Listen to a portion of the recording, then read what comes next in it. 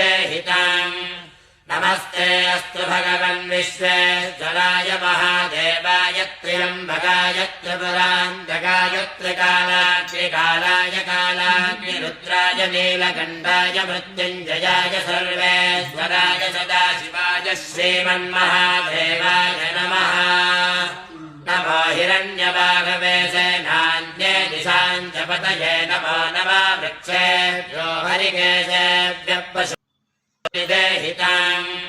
नमस्ते अस्तु भगवन् विश्वेश्वराय महादेवाय त्र्यम्बकाय त्रिपुरान्तकाय त्रिकालाग्निकालाय कालाग्निरुद्राय नीलकण्ठाय मृत्युञ्जयाय सर्वेश्वराय सदाशिवाय श्रीमन्महादेवाय नमः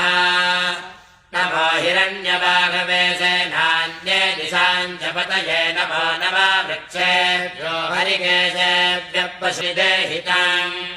नमस्ते अस्तु भगवन् विश्वेश्वराय महादेवाय त्र्यम्बकाय त्रिपुरान्तकाय त्रिकालाग्निकालाय कालाग्निरुद्राय नीलकण्ठाय मृत्युञ्जयाय सर्वेश्वराय सदाशिवाय श्रीमन्महादेवाय नमः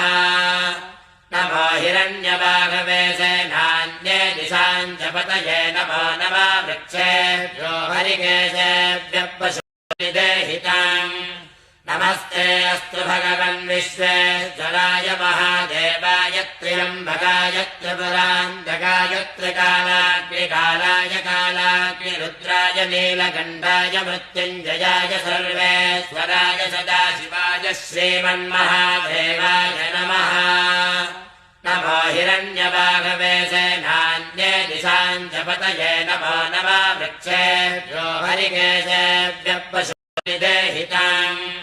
नमस्ते अस्तु भगवन् विश्वेश्वराय महादेवाय त्र्यम्बकाय त्रिपुरान्तकाय त्रिकालाग्निकालाय कालाग्निरुद्राय नीलकण्ठाय मृत्युञ्जयाय सर्वेश्वराय